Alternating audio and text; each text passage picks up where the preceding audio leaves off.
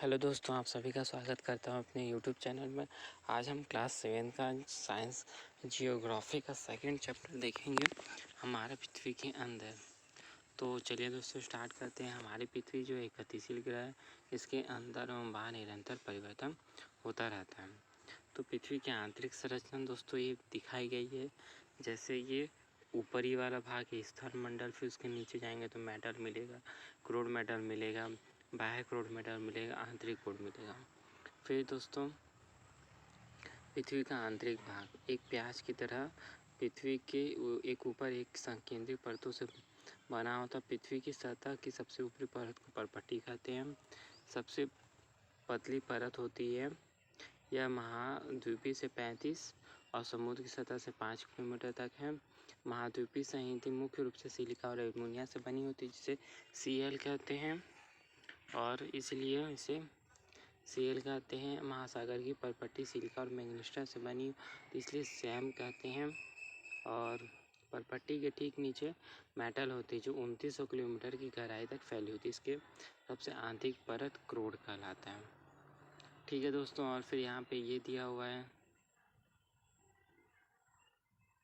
कि विश्व की सबसे गहरी दक्षिण अफ्रीका में स्थित खान दक्षिण अफ्रीका में स्थित इसकी गहराई 4 किलोमीटर है। तेल की खोज में इंजीनियर 6 किलोमीटर गहराई तक खोद चुके हैं, और पृथ्वी के केंद्र तक पहुंचने के लिए आपको समुद्र से 6000 किलोमीटर गहराई तक खोदना होगा, जो असंभव है। फिर आगे देखते हैं दोस्तों, जिसकी त्रिज्या लगभग 3500 किलोमीटर या मुख्यतः निकेल और लोहे की बनी होती है। इसे निफे कहते हैं। और केंद्रीय कोण का तापमान और दाब क्या होता है, काफ़ी उच्च होता है। फिर पृथ्वी के आयतन का केवल 1% भूपर्पट्टी और 84% मेटल और 15% क्रोड है।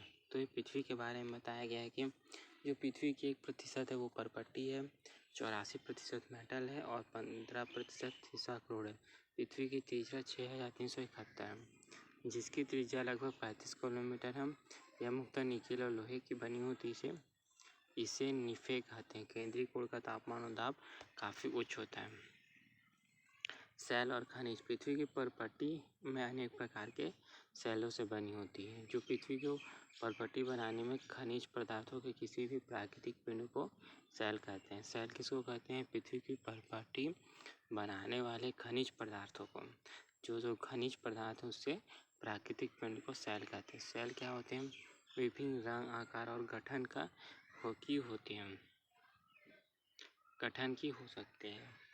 सेल अग्नेय, अवसादी और कायांतरित 3 प्रकार के सेल पाए जाते हैं। द्रवित मैग्मा ठोस होकर ठंडा होकर ठोस हो जाता है, इस प्रकार बने सेल को अग्नेय कहते हैं। और ये प्राथमिक सेल होता है। इसके 2 प्रकार हैं, अंतर्भेदी जो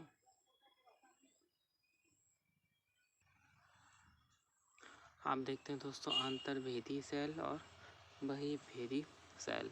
जब द्रवित लावा पृथ्वी की सतह पर आता है तो यह तेजी से ठंडा होकर ठोस बन जाता है। परपट्टी इस प्रकार बने सेल को बहिर्भेदी अग्नेय सेल, और जब यह सतह में अंदर ही ठंडा हो जाता है तो उसको अंतर्भेदी अग्नेय सेल कहते हैं। अग्नेय ऐसे ही सेलों का एक उदाहरण है।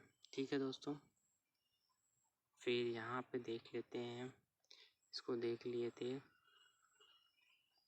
जीवाश्म दोस्तों क्या होता है? सेलों की परतों में दबे मृदा, पौधे एवं जंतु के अवशेष को जीवाश्म कहते हैं। फिर आगे देखते हैं दोस्तों, सेल लुढ़क कर, चटक कर और एक दूसरे से टकराकर छोटे छोटे टुकड़ों में टूट जाते हैं। इन छोटे कणों को अवसाद कहते हैं। जब सेल टूटता है तो क्या बनता है? अवसाद बनता है। हवा, जल और आदि के एक स्थान से दूसरे स्थान पर पहुंचकर जमा कर दिए जाते हैं। ये अदृढ़ अवसाद दबकर एवं कठोर से होकर सेल की परत बनाते हैं। इस प्रकार सेल को अवसादी सेल कहते हैं। उदाहरण के लिए बलुआ पत्थर, रेत के दाने, इन सेलों में पौधे, जानवर और अन्य सूक्ष्म जीवाणु जो कभी इन सेलों में रहे ये के जीवाश्म भी हो सकते हैं। फिर अग्नेय और अवसादी सेल के उच्च ताप और दाब के कायांतरित सेल में परिवर्तित हो जाते हैं। जैसे चिकनी मिट्टी, स्लेट और चूना पत्थर संगमरमर में परिवर्तित हो जाता है।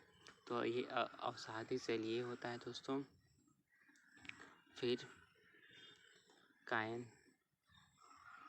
अग्नेय और अवसादी सेल उच्च तापमान दाब के कारण कायंथिक सेल में परिवर्तित हो जाती है।